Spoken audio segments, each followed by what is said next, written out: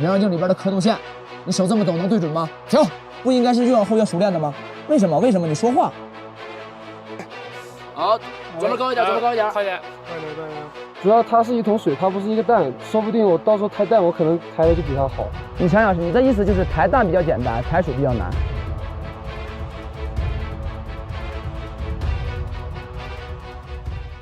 전 세계 방산 시장을 그야말로 휩쓸고 있는 대한민국 명품 자주포 K9이 앞으로 10년을 넘어 20년 뒤에도 세계 최강의 자리를 지킬 운명을 좌우할 매우 중요한 소식이 최근 전해졌습니다. 바로 미 육군이 자신들의 차세대 핵심 사업이었으나 기술적 한계로 포기했던 58 구경장 초장거리 포신을 한국의 K9 자주포에 통합하는 연구에 공식적으로 착수했다는 것인데요. 이것이 어떻게 향후 20년간 K9이 경쟁자들을 완전히 따돌리고 천상천하 유아 독존의 시대를 열어줄 열쇠가 되는지, 그리고 전 세계에 존재하는 그 수많은 자주포들 중에서 왜 오직 대한민국의 K9만이 유일한 대안으로 지목되는지 오늘 그 반전 소식 빠르게 한번 살펴보겠습니다. Let's get it. 지난 18일 미국의 국방 전문 매체인 인사이드 디펜스에 따르면 미 육군은 한국 하나에어로스페이스와 새로운 연구개발 협약을 전격적으로 체결하고 과거 자신들이 기술적 난관에 부딪혀 중단했던 사거리 연장자주포, 즉 에르카급의 주포를 부활시키기 위한 프로젝트에 돌입했다고 했습니다. 이것은 미 육군이 차세대 자주포 개발 사업에서 겪은 쓰라린 실패를 한국의 검증된 기술력으로 만회하겠다는 사실상의 긴급 SOS 신호라고 해석해도 무방한데요. 하나 측 대변인은 이 협약에 대해 이는 금전적인 거래가 오가는 단순한 계약이 아니라 산업계와 정부 파트너가 서로에게 이익이 되는 핵심 기술 데이터와 전문 지식을 교환하는 협력적 합의라고 밝혔는데, 즉 이 공동 연구 과정에서 얻게 되는 모든 핵심 기술과 귀중한 데이터는 한국 측이 미국의 복잡하고 까다로운 승인 절차나 허가 없이도 독자적으로 채택하고 우리 군의 무기체계에 마음껏 활용할 수 있다는 것이죠. 실제로 하나는 우선 미 육군이 개발한 장포신 주포를 현재 전 세계에서 가장 널리 쓰이고 신뢰받는 K9A1 궤도형 자주포 모델에 통합하여 테스트한 후 이 기술을 바퀴가 달린 차륜형 자주포나 하나가 개발 중인 다른 최신 장비들로 유연하게 전환하여 적용할 수 있다고 언급하기도 했습니다. 그렇다면 여기서 한 가지 의문이 생기는데, 미국은 왜 하필이면 전 세계 유수의 자주포들 가운데 한국의 K9을 꼭 집어 선택했을까요? 사실 한화는 지난 2024년 11월 미 육군 지도부가 차세대 자주포 도입을 위해 전 세계의 52 구경장 자주포를 시찰하던 당시 K9A1 시연을 그야말로 완벽하고 압도적인 퍼포먼스로 성공시킨 전력이 있습니다. 당시 미 육군 획득 군수 기술 담당 차관보인 더그 부시는 나토 표준 주포인 K9의 신형 첨단 탄약을 결합할 경우 과거 자신들이 에르카 프로젝트에서 목표로 했던 사거리 요구 조건을 충분히 충족할 수 있을 것이라 말하기도 하였죠. 이에 실제로 미국은 이미 자신들이 개발한 신형 램제트 탄약이나 XM115와 같은 초장거리 포탄을 K9 자주포에 장착해 발사하는 실험을 실제로 진행했고, 당시 무려 70km 떨어진 표적을 오차 없이 타격하는 데 성공했습니다. 특히 미국이 현재 운용 중인 주력 자주포 M109 팔라딘은 심각한 노후화로 인해 실험을 진행할 수조차 없는 상황인데, 팔라딘은 설계된 지 무려 60년이 넘는 낡은 플랫폼으로 포신의 길이도 39 구경장이기에 램제트나 XM115와 같은 고성능 장거리 포탄의 엄청난 압력과 에너지를 감당할 수 없습니다. 현재 세계 최강이라 불리는 미 육군이 실전 배치해서 운용 중인 자주포 중에 52 구경장 이상의 장포신 자주포가 단 한 대도 없는 아이러니한 상황인데, 39 구경장에서 52 구경장을 패스하고 58 구경장으로 퀀텀 점프하려다 결국 실패해 이도저도 아니게 된 것이죠. 반면에 한국의 K9은 이미 오래전부터 52 구경장 포신을 기본으로 채택하여 운용해왔으며 사막의 열기부터 설원의 혹한까지 전세계 여러 나라의 다양한 기후와 지형에서 그 성능과 내구성을 확실하게 검증받았습니다. 미국 입장에서는 무엇보다 중요한 것이 바로 이 수십 년간 쌓인 검증된 데이터와 병사들의 생명을 담보로 할 수 있는 안정성이었던 것이죠. 결국 미 육군은 자존심을 세우며 처음부터 다시 개발하느라 막대한 예산과 시간을 낭비하느니 이미 전세계 표준으로 자리잡은 한국의 검증된 52 구경장 기술을 받아들이는 것이 이득이다 라고 현실적인 방향으로 급선회하게 되었습니다. 미국이 공식적으로 사업 실패를 선언하고 접어버린 그 어려운 기술을 한국의 K9에 달아서 심폐소생하겠다는 것은 그만큼 K9의 성능이 확실하다는 것을 뜻하는데요. 당시 미 육군의 에르카 프로젝트가 좌초될 수밖에 없었던 결정적인 이유는 포신의 마모와 심각한 내구성 저하 문제였습니다. 미군은 사거리를 기존 40km 수준에서 최대 70에서 100km까지 늘리기 위해 포신의 길이를 58 구경장 약 9m로 극단적으로 늘리고 엄청난 추진력을 얻기 위해 고압의 장약을 사용했죠. 이 과정에서 발생하는 상상을 초월하는 고열과 마찰력을 기존의 금속 재질이 견디지 못했고 몇 번 쏘지도 않았는데 포신 내부가 깎여나가거나 수명이 급격히 줄어드는 치명적인 결함이 발생했습니다. 더 큰 문제는 그 최신 구경장을 기존 M109 팔라딘의 차체를 개량해서 쓴다는 되도 않는 방식을 채택했다는 건데, 무리하게 김포를 얹다 보니 무게중심이 무너져 시스템 전체가 불안정해졌고 사격할 때마다 차체 차체가 심하게 요동치며 균형이 파괴되는 현상이 나타났죠. 세 번째는 자동장전 장치의 복잡성과 잦은 고장 문제였습니다. 긴 포신에 맞춰 새롭게 설계된 자동장전 장치는 야전의 거친 환경을 견디지 못하고 빈번하게 고장을 일으켰으며 미 육군이 요구하는 높은 신뢰도를 전혀 충족하지 못했습니다. 그렇다면 과연 한국의 58 구경장 K9 통합 모델은 그 난관을 돌파할 수 있을까요? 시간이 지나봐야 알겠지만 그럼에도 한 가지 확실한 건 K9 플랫폼이야말로 미국의 실패를 극적인 성공으로 뒤바꿀 수 있는 전 세계 유일의 그리고 맞춤형 대안이라는 것입니다. 미국에게 부족했던 몇 가지 부분들을 한국의 기술이 완벽히 보완해줄 수 있기 때문이죠. 한국은 세계 최고의 특수강 제조 기술을 보유하고 있습니다. 한국의 국방과학연구소와 한화 그리고 포스코가 오랜 기간 협력하여 포신 내부의 미세한 균열을 막고 극한의 고압을 견뎌내는 독자적인 합금 기술을 완성했습니다. 이 기술은 이미 수천 대의 K9이 전 세계 전장에서 수만 발의 실사격을 통해 증명해낸 의심할 여지가 없는 데이터이기도 하죠. 특히 포신 내부의 마모를 획기적으로 줄여주는 초정밀 크롬 도금 및 코팅 기술을 독자 개발한 한국인데요. 한국은 포신 내부에 아주 균일하고 단단하게 크롬을 입히는 전기 도금 기술과 레이저 코팅 기술 분야에서 미국보다 훨씬 더 안정적이고 뛰어난 양산 품질을 보여주고 있습니다. 현재 미국 내 대구경 포신을 정밀하게 깎을 수 있는 곳은 워터블리트 아스널 단 한 곳일 뿐일 정도로 미국의 제조업 기반이 무너진 상태인데요. 반면에 한국은 숙련된 기술 인력과 최신 자동화 설비를 통해 고품질의 58 구경장 포신을 일정한 품질로 그것도 대량으로 찍어낼 수 있는 지구상 유일한 국가입니다. 마지막으로 압도적인 차체 강성과 서스펜션 기술력을 지녔습니다. K9은 애초에 설계될 때부터 58 구경장 이상의 고압력을 견딜 수 있도록 넉넉하게 과잉 설계된 명품 무기입니다. 특히 K9에 적용된 유압식 서스펜션은 미국의 M109와 달리 땅의 지지대를 박지 않고도 사격의 충격을 차체 자체적으로 완벽하게 흡수할 수 있습니다. 이것이야말로 9m에 달하는 58 구경장 포신의 강력한 반동을 제어할 수 있는 유일한 기술적 해법이자 K9 자체가 명품으로 불리며 차체만 따로 수출되기도 했던 이유이죠. 이미 유마 사격장에서 K9A1에 미국의 램제트 탄약을 장착해 70km 사격에 성공했다는 사실은 미국의 포탄 기술과 한국의 차체 기술의 결합이 완벽하게 작동한다는 것을 증명한 셈인데요. 이 프로젝트가 최종적으로 성공하게 되면 한국은 전 세계에서 유일하게 100km 사거리의 지능형 탄약과 이를 버텨내는 초강력 자주포 플랫폼을 동시에 보유한 명실상부 아니 비교 대상이 없는 포병 최강국이 됩니다. 사거리가 100km 이상으로 늘어난다는 것은 지상군의 전술교리를 송두리째 뒤흔드는 혁명적인 사건인데요. 단순히 거리만 따지고 봐도 휴전선 인근에서 발사 시 개성, 해주, 연안 등 북한의 주요 군사 요충지는 물론 황해남도와 강원도 북쪽의 상당 지역을 타격권에 넣을 수 있습니다. 또한 부산 등 남해안에서 발사할 경우 일본 대머도 전역이 사정권 안에 들어오죠. 또 최근 자주포의 해안방어가 추세가 되는 상황에서 K9 자주포를 서해 5도와 같은 도서 지역의 해안포로 배치한다면 서해의 군사적 균형과 해상 통제권에 획기적인 변화를 가져올 수 있습니다. 기존 40km급 사거리로는 해안에서 가까운 연안 방어만 가능했지만 사거리가 100km로 늘어나면 백령도나 연평도와 같은 서해 5도가 가라앉지 않는 이지스함 역할을 하게 됩니다. 중국 어선과 함정이 내려오는 주요 길목을 대부분 커버할 수 있다는 거죠. 그러나 가장 중요한 것은 그 사거리가 상대 자주포 대비 압도적이라는 데에 있습니다. 게임 불가인 것이죠. 시발 게임 더럽게 하네의 실전형. 우선 대화력전에서 적이 감히 넘볼 수 없는 완벽한 우위를 점하게 되는데 북한이나 잠재적 적대국의 방사포 사거리에서 우리는 안전하고 일방적으로 타격을 가할 수 있게 된다는 것을 뜻하죠. 또한 비싼 미사일과 저렴한 포병의 경계가 무너지게 됩니다. 기존에는 수십억 원을 호가하는 지대지 미사일이 담당했던 장거리 종심 타격 임무를 발당 수백에서 수천만 원 수준의 지능형 포탄이 대체하게 되는 것인데요. 이는 전쟁 수행 능력의 핵심인 가성비 측면에서 비교조차 할 수 없는 우위를 제공하며 국가 예산을 획기적으로 절약해 줄 것입니다. 무엇보다 미 육군과의 기술 협력 성공은 향후 미 육군의 차세대 자주포 도입 사업에서 K9 기반 모델이 선정된 확률을 사실상 100%에 가깝게 만드는 보증수표가 됩니다. 세계 최대의 방산 시장인 미국 본토에 그것도 미국의 자존심인 육군 포병 전력의 핵심 무기를 한국산으로 채우는 역사적인 쾌거를 눈앞에 두고 있는 것이죠. 이번 프로젝트를 통해 얻게 되는 기술적 파급 효과, 즉 스피로버 또한 무시할 수 없는데 58 구경장의 고압력과 고열을 견디는 금속 공학적 데이터는 향후 레일건이나 전열 화학포와 같은 SF 영화성 무기들을 현실화하는데 필수적인 기초자료가 됩니다. 또한 미 육군이 요구하는 까다로운 수준의 자동장전 장치 기술은 현재 한국군이 개발 중인 K9A3 완전 무인 자주포의 완성도를 비약적으로 높여줄 것입니다. 결국 K9 자주포는 향후 30년간 전세계 자주포 시장을 지배하는 것은 물론 앞으로 100년 동안 그 어떤 무기도 대체할 수 없는 절대적인 위상을 차지하게 될 것인데 이처럼 K9의 가장 무서운 점은 현재의 성능에 안주하지 않고 끊임없이 진화한다는 점에 있습니다. K9은 K9A1을 거쳐 완전 자동화된 무인화된 K9A2 그리고 무인화된 K9A3로 이어지는 명확하고 체계적인 진화 로드맵을 가지고 뚜벅뚜벅 나아가고 있는데요. 최근 하나 에어로스페이스에서 공개한 K9A3 관련 영상을 보면 하나가 자신들의 기술력에 대해 얼마나 큰 자부심과 확신을 가지고 있는지 여실히 느낄 수 있습니다. Korea's journey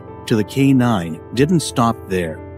To ensure that the dedication and efforts of its heroes is not in vain, the K9 continues to evolve.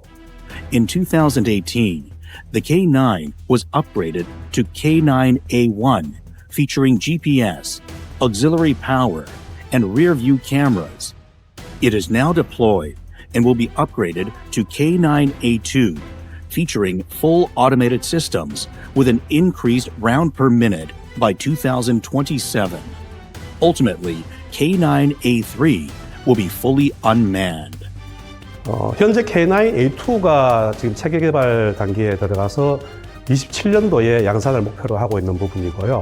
화력적인 측면에서는 무장 부분에는 크롬 도검을 이제 추가를 하게 되고, 장약이 또 신규로 또 새로 개발이 됨으로 해서 K9A3는 원격 제어에 의한 완전 무인화로 보시면 됩니다.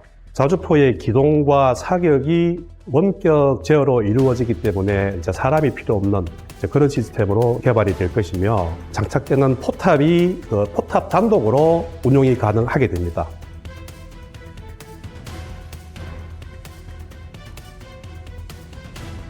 화력 효과가 K9A2 대비해서 배가 되는 그런 효과를 보게 되는 자주포가 앞으로 개발될 K9A3로 보시면 되겠습니다.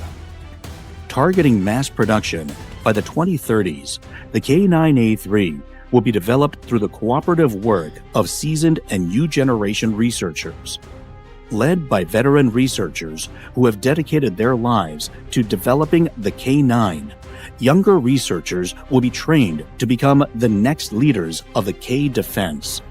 Just as the K9 developers shaped the boom of the K defense today, the current efforts will drive its new future success.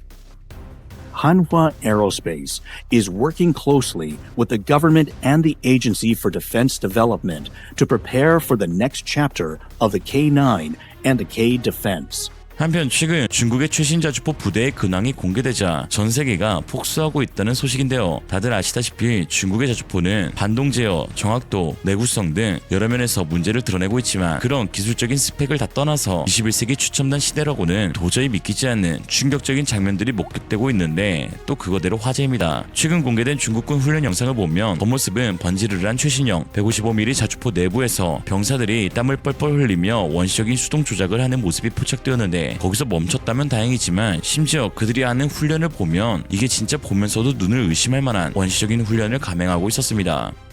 开始1、2、做的要快，要快。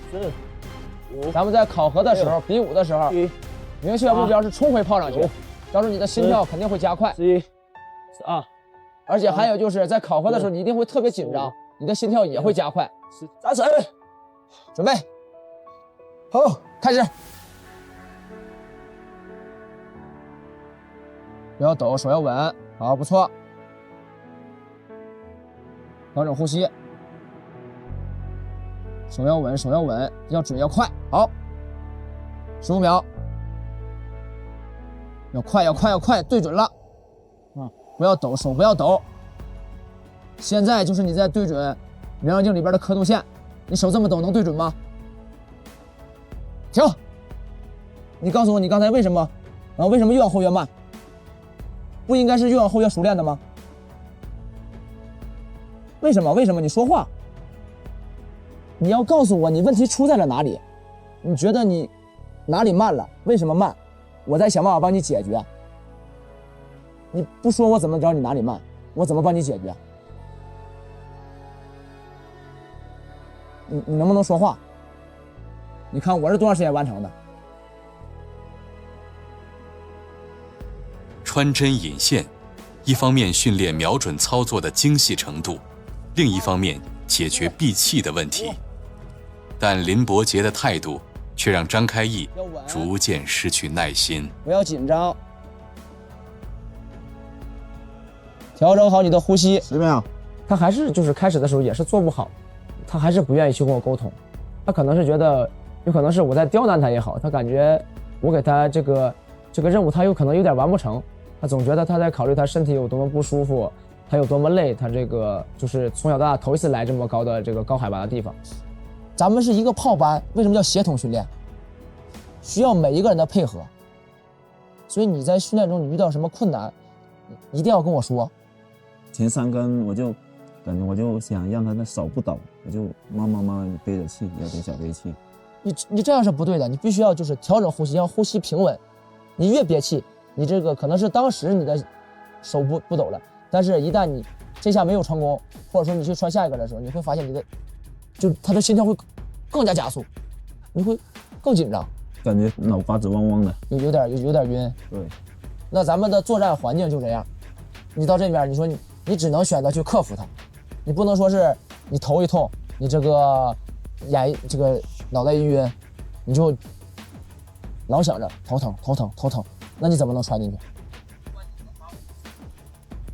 沟通中，张开义深深地认识到新环境所带来的改变，并不是所有人都能良好地面对缺氧所带来的种种问题。把这桶水想做成弹丸，然后通过2个杆把它抬起来，练到水的晃动不能超过这条黑线，不到1厘米的误差，都是正常，两脚分开，稳住，不要晃。1、2、3、起。你的口令声音太小，你不是比他高一点吗？就是你要找你这个胳膊的长度，你不能你也完全这样伸直。1、2、3、起。不要左右抖，不要慢点。相互看着彼此，哎，他走多快，你走多快，相互去迁就，相互去磨合。1、2、3、起，不要抖，稳住。所以你俩眼睛就是盯着这条线，一直看这个线去抬。口令、限制线、步幅、身高，各种细节的设定，看得出张开义想要赢的决心。好，盯住线。1、2、3、起。好，转得高一点，快点。好，稳住。右面再高一点。好，稳住，不要晃，不要抖。落，我头晕。放。好，坐下休息会儿，调整呼吸。准备，好。 1、2、3、起。左边高一点，快点。好，稳住。好，稳住。好，放。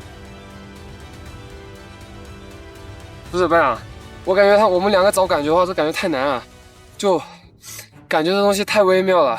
然后我们2个的话很难配合到一起，而且你看，它这个线离那个水太近了，只有1厘米左右，就感觉有点太苛刻了吧。你看，如果你能把这一桶水端平，那你到炮上，那弹丸你岂不是端得更平？水你都可以端平。对吧？主要它是一桶水，它不是一个蛋，说不定我到时候抬蛋，我可能抬的就比它好。你想想，你的意思就是抬蛋比较简单，抬水比较难。那如果水都能平了，是不是蛋就更能平了？高射角的实弹射击进入最后的倒计时，和其他班级相比，刚刚下连的新兵在默契程度和团队协作上边已经落后很多。想要在这一次的射击中扛下荣誉，面对高原环境对生理的挑战，新队员对训练方式的质疑，张开义对训练的严苛丝毫没有让步。 이들이 자랑하는 공호형 자주포는 노린코가 2005년부터 생산한 모델로 1999년에 개발된 우리 K9보다 훨씬 늦게 나온 신형이지만 그 실체는 충격적일 만큼 구형입니다. 36세 리얼리즘이 새 여자친구를 사귀었는데 알고 보니 586 개띠였달까. 도대체 중국은 왜 이런 원시적인 훈련 방식을 고수하고 있으면서 심지어 이것을 잘하고 있다고 자랑하며 홍보하고 있는 것일까요? 그건 바로 기적 성능은 한계에 부딪히고 있고 이에 인간의 수동적 능력에 따라 자주포의 위력 능력이 결정되기 때문입니다. 중국 공호형의 장약 장정 과정은 여전히 수동적입니다. 포탄만 기계가 밀어넣을 줄 뿐 사거리에 맞춰 화학량을 조절하고 그것을 약실에 밀어넣는 힘든 작업은 여전히 사람의 손을 빌려야 합니다. 그러니 체력을 길러야 한다로 귀결. 둘째, 신관 설정 역시 수동 조작에 의존하고 있습니다. K9은 사격 통제 컴퓨터가 계산한 값이 장전 과정에서 유도식 신관 설정기를 통해 자동으로 포탄에 입력되어 병사가 신경 쓸 필요가 전혀 없지만 중국의 공호형은 병사가 전용 렌치 같은 도구를 들고 포탄 코 부분의 신관을 일일이 돌려서 시간을 맞추거나 수동 설정기에 포탄을 꽂는 번거로운 과정을 거쳐야 합니다. 그러니 바늘 꽂아서 미세한 손기술을 연마해라로 귀결. 그중 가장 결정적인 차이는 바로 최종 조준 단계에서 드러나는데 K9은 버튼 하나만 누르면 GPS와 관성함법 장치가 알아서 호신을 목표물로 정렬시키고 오차가 생겨도 컴퓨터가 1초 만에 보정해주지만 공호형은 자동 방열 후에도 병사가 직접 광화 조준경을 들여다보며 수동 핸들을 돌려 십자선을 맞추는 파인 튜닝 과정이 필수적입니다. 바늘 구멍에 실을 넣듯이 조준경의 눈금을 미세하게 맞추는 장인정신이 필요한 이유가 바로 장비의 성능이 떨어지기 때문이라는 역설적인 상황이죠. 자주포 훈련하랬더니 생활의 달인 찍고 있음. 기계가 구리니까 몸으로 때우는 걸 숙련도라고 포장하는 건데 우린 재밌었으니까 서로 윈윈이네요. 오늘의 한 줄평. 한국은 K방산, 중국은 C방산, 차이나서 차이나. 이생으로 리얼리즘이었습니다. 여러분의 생각은 어떠신가요? 현명하고 지혜로운 여러분의 의견을 지금 댓글에 남겨주세요. 감사합니다.